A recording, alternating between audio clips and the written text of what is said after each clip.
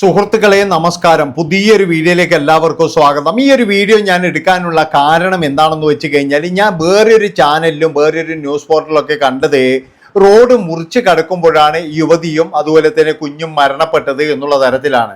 അതായത് അവരുടെ സ്വന്തം വണ്ടിയിലായിരുന്നു, അങ്ങനെ റോഡ് മുറിച്ച് കിടക്കുന്നു, അപ്പോഴാണ് അവർ മരണപ്പെട്ടത്.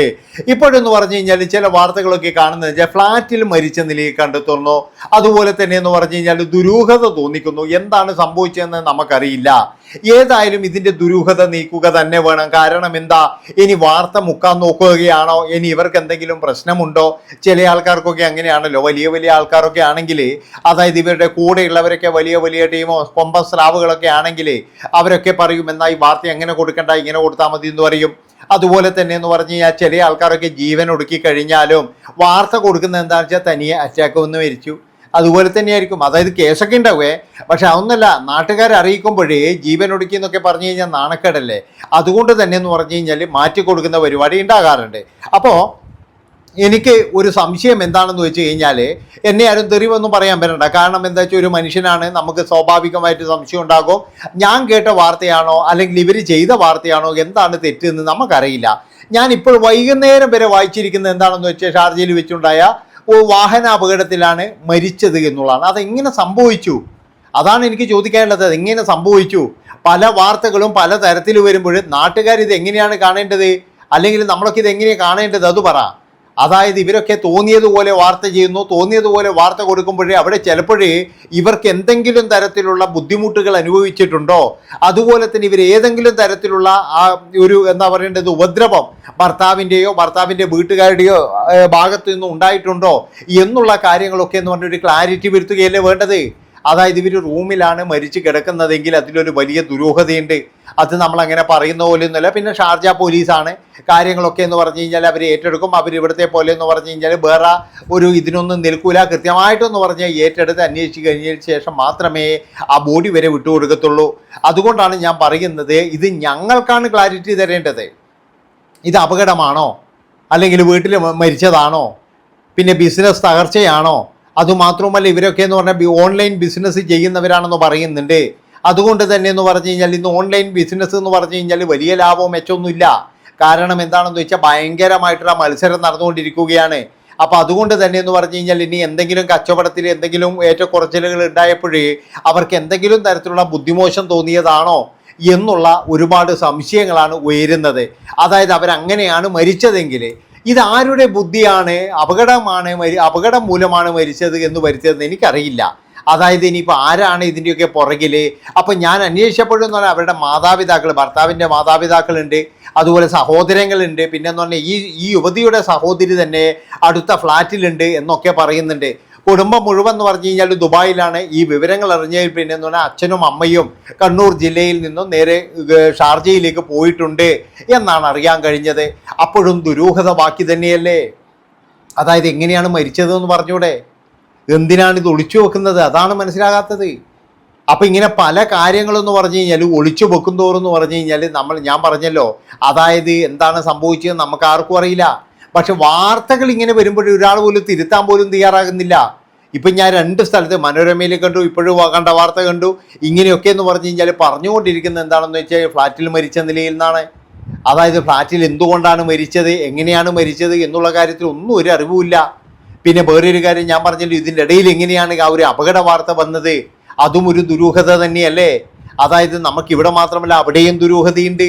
അതാണ് നിങ്ങൾ മനസ്സിലാക്കേണ്ടത്. അതായത് ആ യുവതിക്കും കുഞ്ഞിനും എന്ന് പറയുന്ന നീതി കിട്ടുക തന്നെ വേണം. അല്ലാതെ പോയത് പോയില്ലേ, ഇനിയിപ്പോൾ അതിൻ്റെ പുറകെ തന്നെ നടന്നിട്ടുണ്ട് ആ കാര്യം, അല്ലെങ്കിൽ ഇനി അതിൻ്റെ പുറകെ പോകണ്ട എന്നുള്ള ഒരു മുടന്തൻ ന്യായങ്ങൾ പലരും വിളക്കാറുണ്ട്. അതുകൊണ്ടാണ് ഞാൻ പറയുന്നത്, ആരായി കഴിഞ്ഞാലും അവർക്ക് നീതി വാങ്ങിച്ചു കൊടുക്കണം. പിന്നെ വേറൊരു കാര്യവും കൂടിയുണ്ട്. എന്താണെന്ന് വെച്ചാൽ ഒരുപാട് ഉപദ്രവങ്ങൾ അറിഞ്ഞു. ആ ഉപദ്രവങ്ങളെല്ലാം കഴിഞ്ഞതിന് ശേഷം ഒരു നീതി വാങ്ങിച്ചു കൊടുക്കുകയല്ല വേണ്ടത്. ആ ഉപദ്രവിക്കുന്നുണ്ട് എന്നറിഞ്ഞപ്പോൾ തന്നെ എന്ന് പറഞ്ഞു കഴിഞ്ഞാൽ എന്ത് ചെയ്യണം? ആ കൂട്ടിയിട്ട് ഇങ്ങോട്ട് വരികയാണ് വേണ്ടത്. അതാണ് നിങ്ങൾ മനസ്സിലാക്കേണ്ടത്. അപ്പം അതുകൊണ്ട് എനിക്ക് പറയാനുള്ള ഒരു കാര്യം, എന്താണ് അവിടെ സംഭവിച്ചത്? പലപ്പോഴും എന്ന് പറഞ്ഞു കഴിഞ്ഞാൽ ഗൾഫ് രാജ്യങ്ങളിൽ എന്ന് പറഞ്ഞാൽ അപകടം മൂലം 2 പേരൊക്കെ, അതായത് കുഞ്ഞിനെയും കൊണ്ടൊക്കെ പോകുമ്പോഴങ്ങനെ മരിക്കുമെന്ന് ചോദിച്ചു കഴിഞ്ഞാൽ ഒരുപാട് എങ്ങനെയാണെന്ന് എനിക്ക് മനസ്സിലാകുന്നില്ല. അതായത് അവിടെയൊക്കെ എന്ന് പറഞ്ഞു കഴിഞ്ഞാൽ ഭയങ്കര നിയമവും കാര്യങ്ങളൊക്കെയാണ്. അങ്ങനെ മുറിച്ച് കടന്നു കഴിഞ്ഞാൽ ഭീമമായ ഫൈന് കൊടുക്കേണ്ടതെന്നോ പറയുന്നത് കേട്ടിട്ടുണ്ട്. അപ്പം അങ്ങനെയുള്ളപ്പോൾ ഈ യുവതി പോയിട്ട് അങ്ങനെ മുറിച്ച് കിടക്കുമെന്ന് എനിക്ക് തോന്നുന്നില്ല. പിന്നെ വണ്ടി പാർക്ക് ചെയ്തിട്ട് വരുന്ന വഴിയാണെന്ന് പറയുന്നുണ്ട്. അപ്പോൾ എന്താണ് സംഭവിച്ചതെന്ന് ഇവർ തന്നെ ഒരു ക്ലാരിറ്റി നമുക്ക് തരണം.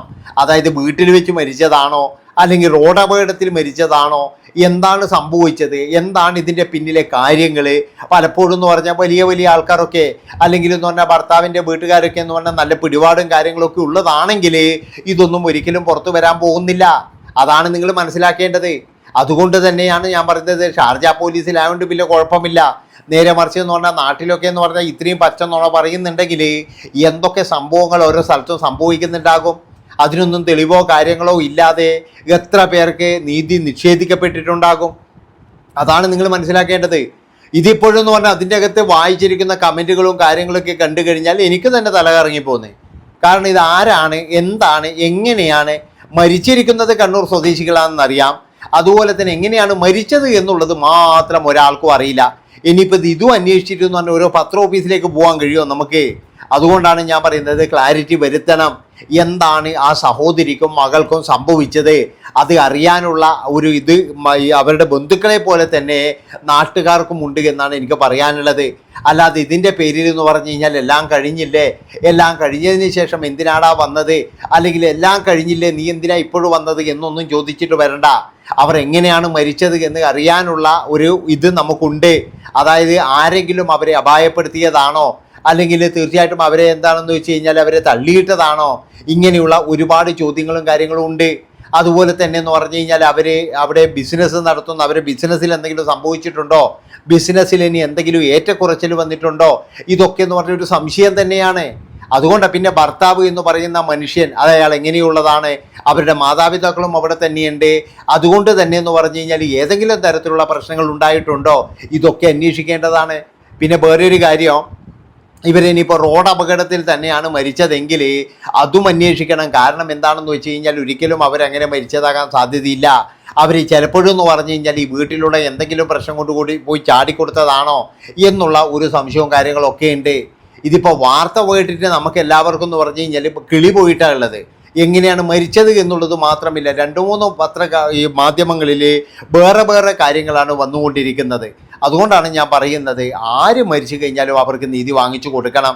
കാരണം നമ്മളെല്ലാവരും വിചാരിക്കുന്നത് എന്താ, അവർ പോയത് പോയില്ലേ, അവർ വീണതല്ലേ, അല്ലെങ്കിൽ തളർന്നു വീണതല്ലേ, ചിലപ്പോഴേ അതിൻ്റെ പുറകിൽ പോയി കഴിഞ്ഞാൽ ഒരു ക്രൈം തന്നെയായിരിക്കും അത്.